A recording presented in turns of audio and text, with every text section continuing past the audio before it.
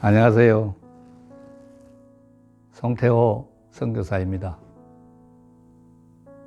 예수님께서 부활 성천하신 후 진심으로 주님을 믿는 크리스찬들은 모두 주님이 다시 강림하시기를 바라고 있습니다. 특히 말세에 태어난 우리는 주님이 다시 강림하셔서 우리를 하나님 나라로 데리고 가시기를 더욱 간절히 바라고 있습니다. 마음에 이런 바람이 있지만 주님이 다시 오실 때 어떤 방식으로 우리에게 현현하시는지 알고 계십니까? 이 문제는 주님 맞이하는 일에 관계되는 큰 일이기 때문에 우리는 잘 살펴볼 필요가 있습니다. 어떤 사람은 주님이 다시 오실 때 구름을 타고 큰 권능과 영광으로 오신다고 합니다. 왜냐하면 성경에 그런 예언이 여러 곳에 나오기 때문이라는 것이죠. 예를 들면 볼지어다 구름을 타고 오시리라. 각인의 눈이 그를 보겠고 그를 찌른 자들도 볼 터이요 땅에 있는 모든 족속이 그를 인하여 애곡하리니 그러하리라. 그때에 인자의 징조가 하늘에서 보이겠고 그때에 땅의 모든 족속들이 통곡하며 그들이 인자가 구름을 타고 능력과 큰 영광으로 오는 것을 보리라. 그리고 예수님께서 부활하셔서 성천하실 때 천사가 갈릴리 사람들아 어찌하여 서서 하늘을 쳐다보느냐. 너희 가운데서 하늘로 올리우신 이 예수는 하늘로 가심을 본 그대로 오시리라 라고 말했지 않냐고 합니다. 이 예언에 근거하여 일부 형제 자매님들은 주님이 말세에 구름을 타고 오신다고 확신하고 있습니다. 사실 성경에는 주님이 공개적으로 구름을 타고 오신다는 예언 외에도 도둑처럼 은밀하게 오신다는 예언도 있습니다. 예를 들면 보라 내가 도적같이 오리니 만일 일깨지 아니하면 내가 도적같이 이르리니. 그리고 마태복음 25장 6절에 예수님은 이렇게 말씀하셨습니다. 밤중에 소리가 나되 보라 신랑이로다 맞으러 나오라 하매. 이런 성경 구절에서 아주 분명하게 말하고 있습니다. 주님이 다시 오실 때 모든 사람이 볼 수 있는 것이 아니라 우리가 전혀 눈치채지 못하는 상황에서 또 누가 외칠 때, 즉 누군가가 우리에게 주님의 복음을 증거할 때 우리는 듣고 문을 열어 맞이해야 한다고요. 그래야만 주님을 맞이할 수 있습니다. 그러므로 우리는 성경 예언에서 주님이 오시는 방식에 두 가지가 있다는 것을 확신할 수 있습니다. 하나는 영체로 공개적으로 강림하시는 것이고 다른 하나는 인자로 은밀하게 강림하시는 것입니다. 우리는 주님이 신실한 분이심을 다 알고 있습니다. 그러니 은밀하게 강림하신다고 예언했던 말씀이든 공개적으로 구름을 타고 강림하신다고 예언했던 말씀이든 모두 이루어질 것입니다. 그럼 완전히 다른 이 두 예언이 도대체 어떻게 이루어지는 것일까요? 우리 계속해서 성경 구절에서 답을 찾아보도록 하겠습니다. 누가복음 12장 40절에 예수님은 이렇게 말씀하셨습니다. 이러므로 너희도 예배하고 있으라. 생각지 않은 때에 인자가 오리라 하시니라. 그리고 누가복음 17장 24절 25절에는 또 이렇게 말씀하셨습니다. 번개가 하늘 아래 이편에서 번듯하여 하늘 아래 저편까지 비친 같이 인자도 자기 날에 그러하리라. 그러나 그가 먼저 많은 고난을 받으며 이 세대에게 버림받아야 할지니라. 이런 성경 구절은 모두 주님이 인자로 은밀하게 강림하신다고 예언하고 있습니다. 아시다시피 인자라고 하면 사람에게서 낳고 정상 인성이 있다는 말입니다. 영체라면 인자라고 할 수 없습니다. 오직 하나님이 입은 육신만이 인자로 불릴 수 있습니다.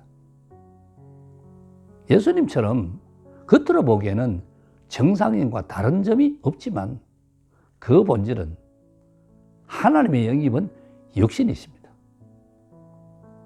그러므로 하나님이 성육신 하셔서 사역하시는 기간이 바로 하나님이 은밀하게 강림하셔서 사역하시는 단계입니다. 그러니까 주님이 말세에 다시 오실 때는 먼저 성육신 하셔서 인자로 현현하여 사역하시는데, 이때 하나님의 음성을 들을 줄 아는 사람들은 하나님의 말씀을 통해 하나님을 알아봅니다. 지난날 베드로와 요한이 예수님이 하신 말씀을 통해 예수님이 바로 메시아임을 알아본 것과 같습니다. 그래서 그들은 어린 양의 발걸음을 따랐고 하나님의 구원의 은혜를 얻었습니다. 그러나 하나님의 음성을 들을 줄 모르는 사람들은 겉모습으로 성육신 하신 하나님을 간음하여 그리스도를 평범한 사람으로 대하고 심지어 말세 그리스도를 버리고 정죄하고 모독하기까지 합니다. 이런 자는 바로 미련한 처녀로 드러난 것입니다. 대재난이 임할 때 주님은 상선벌악하기 시작하십니다. 그런 다음 구름을 타고 강림하시는데 만인에게 공개적으로 나타나시는 거죠. 그때 하나님을 대적한 사람들은 재난에 빠져 이를 갈며 애곡할 것입니다. 계시록 1장 7절에서 말씀하신 것과 같습니다. 볼지어다 구름을 타고 오시리라. 각인의 눈이 그를 보겠고 그를 찌른 자들도 볼 터이요 땅에 있는 모든 족속이 그를 인하여 애곡하리니 그러하리라. 이를 통해 하나님이 은밀하게 강림에 역사하시는 시기가 하나님이 사람을 구원하시는 단계이고, 공개적으로 강림하실 때는 상선벌악하시는 때라는 것을 알 수 있습니다. 마태복음 24장 37절 39절에서 말씀하신 것과 같습니다. 노아의 때와 같이 인자의 임함도 그러하리라.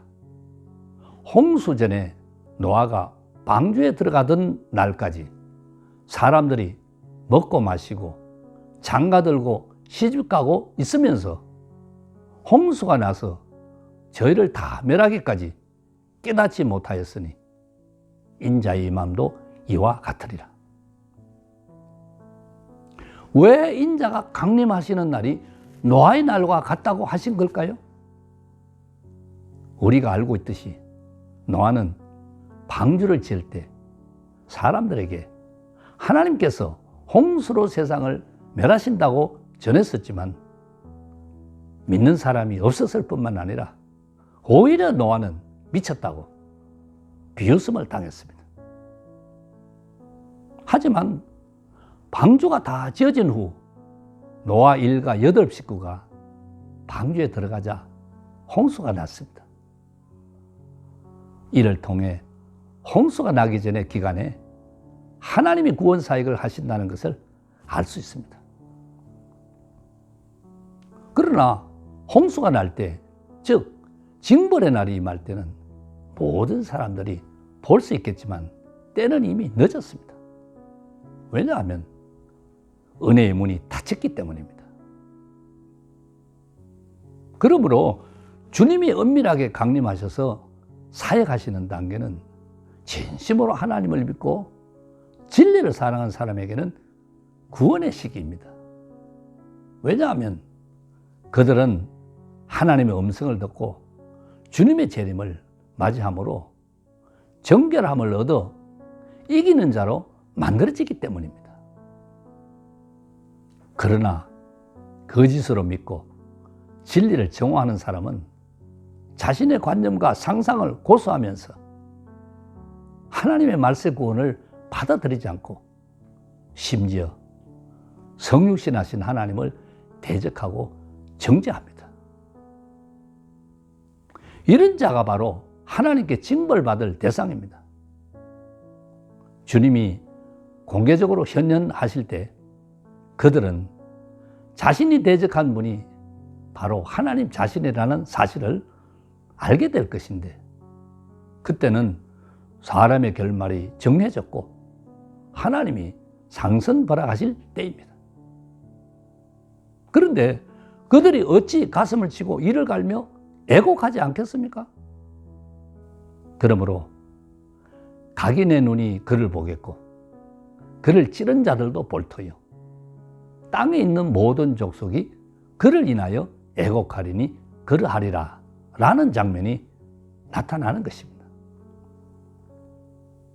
이상의 교제를 통해 우리는 주님이 말세에 강림하실 때에 먼저 인자의 형상으로 성육신으로 은밀하게 임하셔서 재난 전에 한 물이 이기는 자를 만드신다는 것을 알 수 있습니다.